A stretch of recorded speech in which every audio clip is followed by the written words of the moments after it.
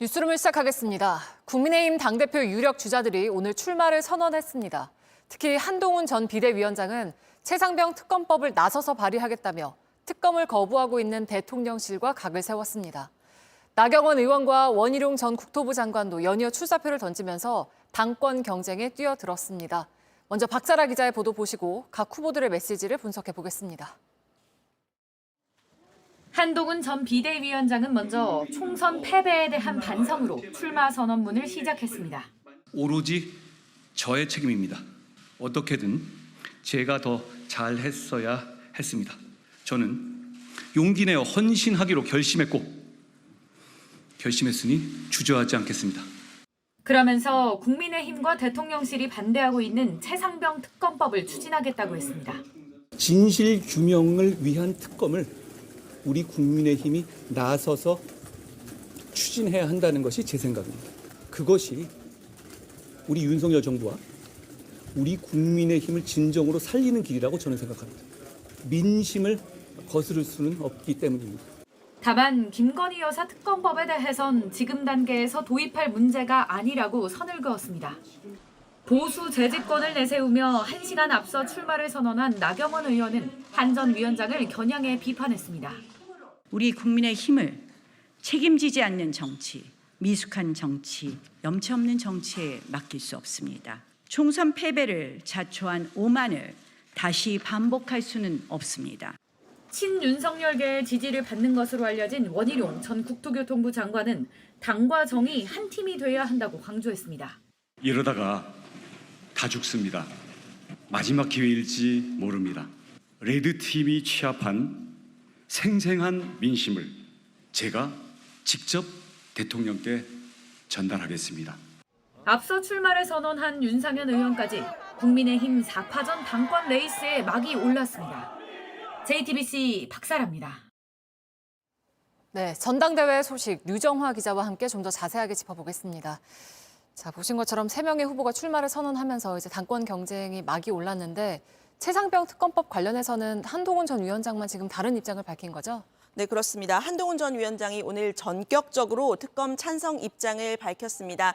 아예 국민의힘이 나서서 추진해야 한다라고까지 말을 했는데요. 단 현재 나와 있는 특검법이 아닌 대법원장이 특검을 추천하는 방안을 제시했습니다.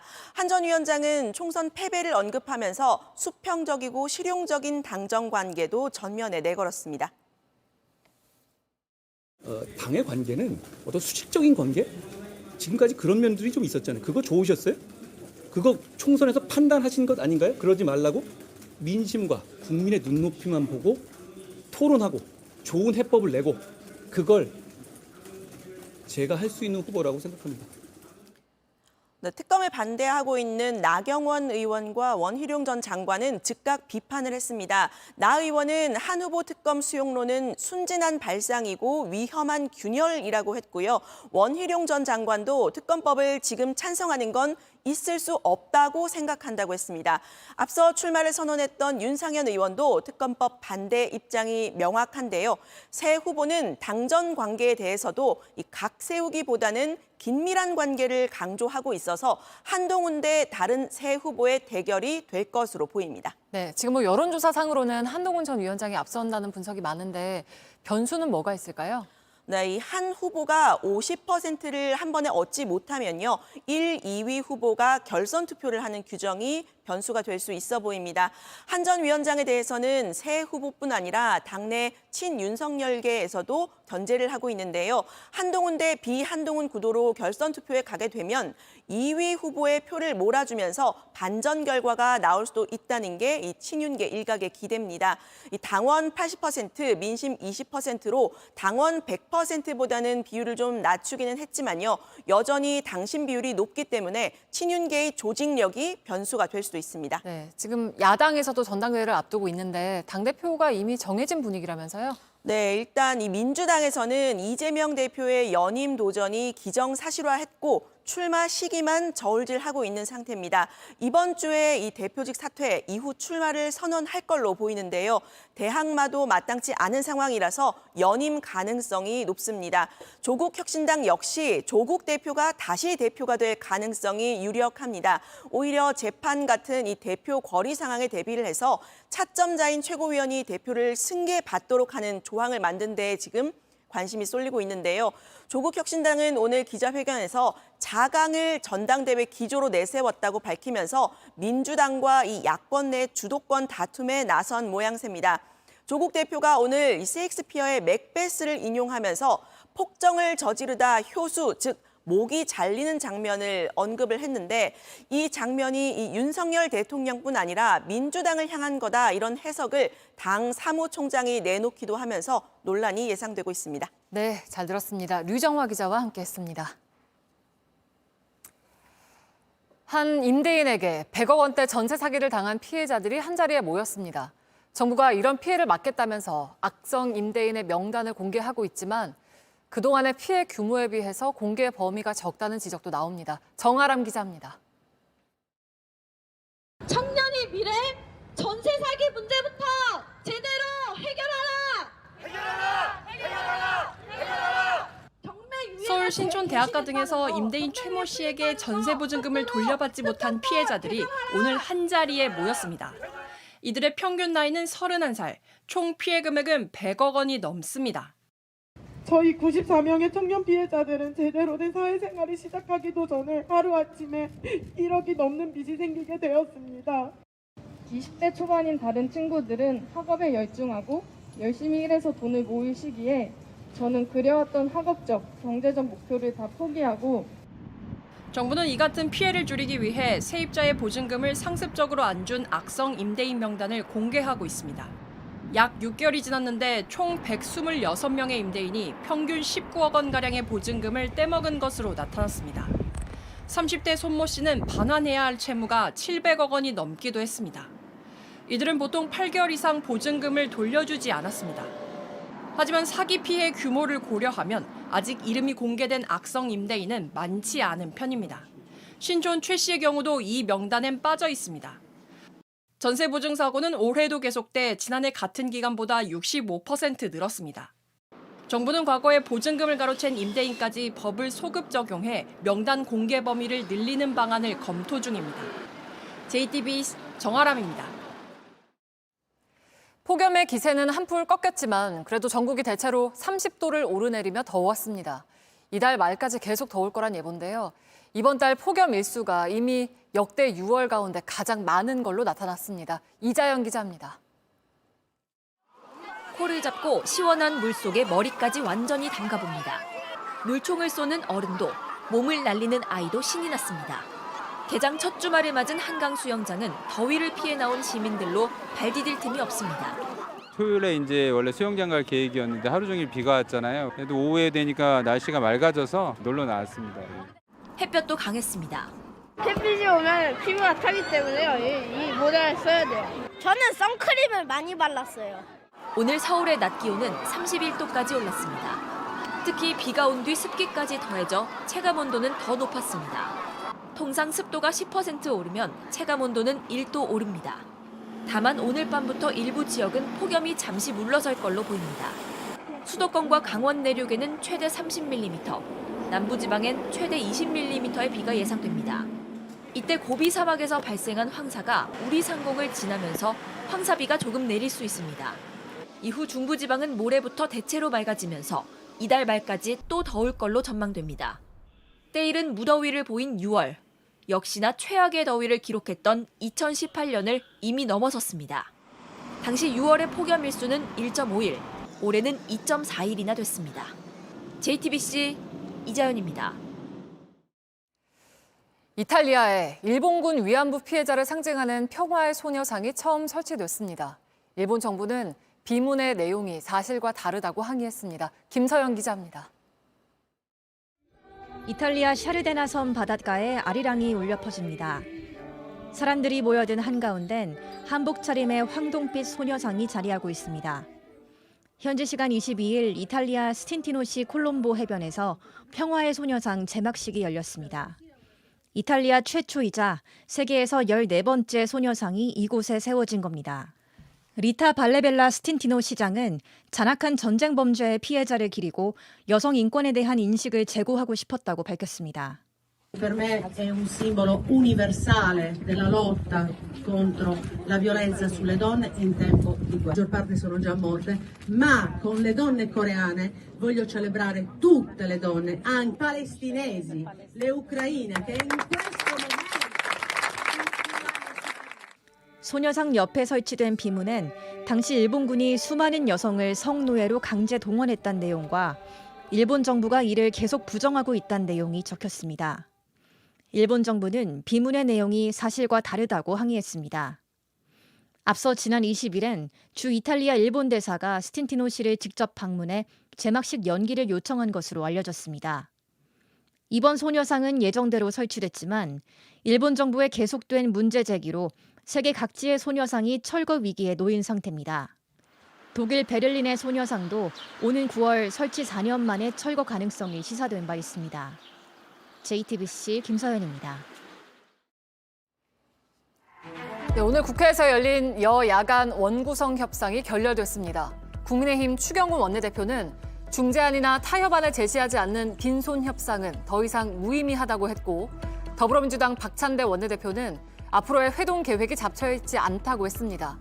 국민의힘은 내일 의원총회를 열고 민주당이 여당 몫으로 남겨둔 7개 상임위원장 자리를 받아들일지 최종 결정하기로 했습니다. 오늘 오후 4시쯤 인천 중구의 한 요트 선착장에 있던 배에서 불이 났습니다. 1시간여 만에 불은 꺼졌고 소방당국이 정확한 화재 원인을 조사하는 가운데 인명피해는 없는 걸로 파악됐습니다.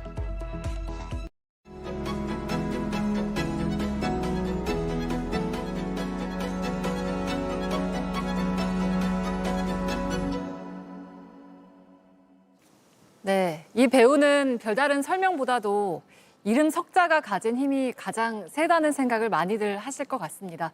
배우 하정우 씨를 뉴스룸에 모셨습니다. 어서 오세요. 안녕하세요. 반갑습니다. 반갑습니다. 네, 오늘도 혹시 걷고 오셨나요? 네, 아침에 1시간, 요즘에 좀 스케줄이 많아서 오늘 오전에 1시간 정도 걷고 왔습니다. 걸으면서 이렇게 생각을 하시는 편이세요? 아니면 생각을 떨쳐내려고 걸으시는 거예요? 생각을 떨쳐내려고 걷는 것 같아요. 우리가 걱정을 많이 하잖아요. 네. 쓸데없는 걱정, 일어나지도 않는 걱정. 이제 밖에 나가서 걸으면서 그것을 좀 떨쳐내고 비워내고 좀 하는 편인 것 같아요. 매우 다작을 하고 계세요. 네. 21년 되셨나요? 데뷔하신 지? 네, 맞습니다. 50편 넘게 찍으셨고 네. 그때 100편을 찍는 게 어렸을 때부터 목표였다고 하셨는데 네. 그런 목표를 세우신 이유가 있을까요? 전 개인적으로 피카소를 굉장히 좋아하는데 네. 피카소는 어떤 화가보다도 작업량이 많았다고 하더라고요. 인간이 매번 계획을 하고 어떤 생각을 해서 좋은 작품을 내놓는다라고는 노력은 하지만 사실 그것이 어떤 좋은 결과로 이어지기가 사실은 어려운 것 같아요. 그럼 그랬을 때 인간이 할 수 있는 것은 그냥 그저 하루하루 열심히 작업하고 일하는 것밖에 없는 것 같아요. 그렇게 작업을 하다 보면 뭐 하늘이 알아줄 수도 있는 거고 관객이 알아줄 수도 있고 사람이 알아줄 수도 있는 거기 때문에 계속 작업을 하자 끝까지 해야겠다라는 의미에서 저에게는 영화 100편이 저에게 인생 목표입니다. 그 나의 모든 캐릭터들을 지지한다라고 말씀을 하신 적이 있던데 네. 지금까지 연기했던 수많은 캐릭터들 중에 누구 한 명을 골라서 그 삶을 살라고 하면 혹시 관심이 가는 캐릭터가 있을까요? 다들 큰 고난들이 있었고 재난 그러니까요. 상황도 있었고 또 직업도 마땅치 않고 네. 했던 역할들이 대부분이라 이렇게 딱 떠오르진 않는데 삶을 대하는 태도로 봤을 때는 멋진 하루의 조병훈이라는 인물이 네, 굉장히 유쾌하고 네, 맞아요. 네. 네.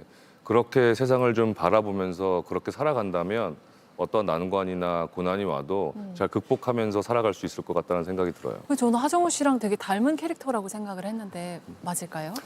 제가 닮고 싶어하는 캐릭터였어요. 그때 당시에. 네. 조금 이렇게 좀 여유 있게 살면 참 좋겠다 앞으로. 네. 네, 그런 생각을 하면서 그 연기를 했었거든요. 네. 이번에 이제 하이제킹이라는 작품으로 돌아오셨는데 이게 실화를 바탕으로 한 작품인 거죠? 네, 실제로 1971년도에 있었던 일이고요. 납치범이 비행기에 타서 이북으로 가겠다 해서 납치가 돼서 이제 기장과 부기장과 승무원이 어떻게든 이 납치범의 계획을 이제 막으려고 승객들과 함께 고군분투하는 그러한 이야기입니다. 부기장 태인 역할을 연기하셨잖아요. 캐릭터가 정당성이 있는지 없는지를 주로 이제 감독님들과 원래도 많이 논의를 한다고 하셨는데 이 태인이란 캐릭터는 납득이 좀 잘 가시던가요? 그러니까 개인적으로 제가 그 상황에서 과연 그런 선택과 그렇게 승객들 다 살릴 수 있을까라고 물으신다면 확실하게는 답변을 못 할 것 같아요. 왜냐하면 그건 굉장히 큰 사명감과 책임 의식이 그분한테 있었던 것 같아요. 그 캐릭터한테 있었던 것 같아요. 그랬을 때 그냥 굉장히 존경스러울 뿐이고 정말 지금 시대에 어떻게 보면 한번 생각해 봐야 할 그러한 인물과 그 인물이 행했던 그러한 모습을 한번 생각해 보는 데 있어서 굉장히 의미가 있을 거라고 생각이 들어요. 맞아요. 그 여진구 씨가 첫 악역을 맡으셔서 연기를 했는데 너무 잘 어울리더라고요. 여진구 배우의 가장 큰 매력이 정말 맑은 눈인 것 같아요. 그 맑은 눈 안에 있는 여러 가지가 있는데 저희 영화에서는 아마 여진구 배우가 갖고 있는 그 광기를 감독님께서 잘 활용하지 않으셨나라는 생각이 들어요. 그러니까 저는 사실 보면서 저 한 청년을 많은 사람들이 제압할 수 있지 않을까? 네.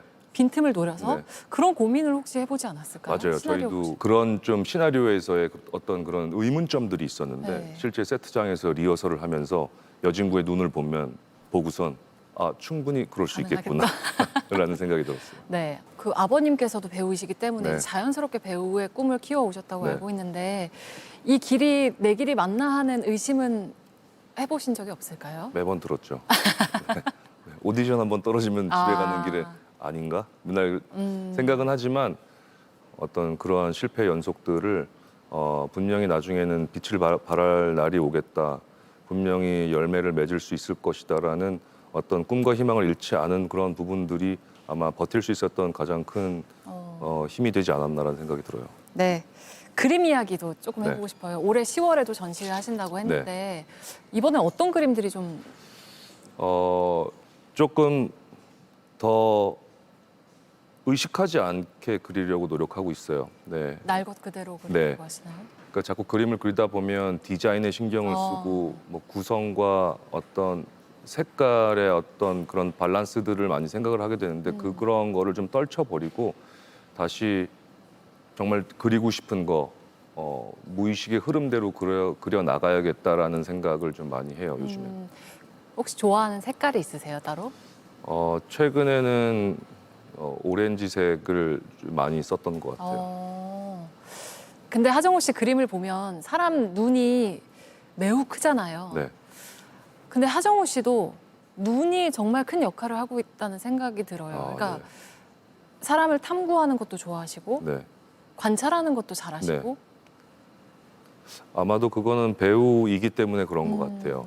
그래서 유난히 인물화가 많은 것도 그러한 이유이기도 하고 어렸을 때 연기를 배울 때 저희 연기 선생님께서 대학 교수님께서 배우는 아무것도 표현하지 않는 무표정의 힘이 가장 중요하다라는 말씀을 하셨었어요. 그게 굉장히 저에게는 인상적인 이야기로 들려서 그림을 그릴 때 항상 무표정의 인물들을 많이 그리게 되는 것 같아요. 그래서 그렇군요. 그림도 그리시고 연출도 하시고 연기도 매우 많은 작품을 꾸준히 하시고 이것도 저는 능력이라고 생각하거든요. 가만히 안 계시는 능력? 왜 그렇게 자꾸 뭘 하고 싶으신 걸까요? 호기심이 많은 것 같아요. 그리고 심심한 걸 싫어하는 것 같고 그러다 보니까 그렇게 일을 많이 해왔던 것 같고 근데 또 요즘에는 조금 숨고르기를 또 하고 있어요. 또 좀 시간이 지나다 보니까 내가 놓친 것들이 있었네라는 또 생각도 들고 조금 여유롭게 주어진 삶을 조금 더 재밌게 살 수 있는 방법은 무엇일까에 대해서 고민을 하는 것 같아요. 그 최근에 일상을 가정에 대한 이야기를 하셨던데 네. 결혼도 하고 싶고 아이도 낳고 싶고 그런 것들이 좀 놓친 부분으로 생각을 하셨던 걸까요? 어쩌면 제 동생이 결혼을 하고 아이를 낳은 그러한 부분이, 그러한 사건이 저에게는 굉장히 현실적으로 다가왔던 거죠. 네. 그래서 정말 가족이 한 명이 조카가 생겼기 때문에 네. 그 조카를 딱 봤을 때 네. 이제 나도 해야 될 때가 왔구나라는 생각이 갑자기 들었었어요. 네. 네. 구체적으로 진짜 계획이 있을까요? 왜냐면 아버님께서는 네. 올해 말이나 내년쯤에 갈 것 같다 분위기상. 그러니까요. 그런 아버지 혼자 아버지가 갖고 계신 혼자의 바램을 말씀하셨더라고요. 알겠습니다. 네. 네. 그 로버트 드니로랑 알파치노가 롤모델이라고 말씀을 하셨는데 지금도 같은 생각이실까요? 네, 맞습니다. 이제 80이 다 넘으신 네. 할아버지들이신데 어떻게 지금까지 이렇게 작품을 해오시면서 열정을 잃지 않고 계속 작업을 하는 그러한 열정과 에너지가 참 대단하신 것 같아요. 예. 그래서 저는 이제 뭐 그 두 분을 생각을 하면서 앞으로 이제 저에게 펼쳐질 40대, 50대, 60대, 70대를 어떻게 배우로서 네. 살아가야 할지를 계속 고민하고 생각하고 네. 있습니다. 정직하고 경쾌한 배우 하정우 씨의 작품들을 앞으로 더 많이 만나보고 싶다는 생각이 듭니다. 감사합니다. 네, 오늘 인터뷰 고맙습니다. 감사합니다.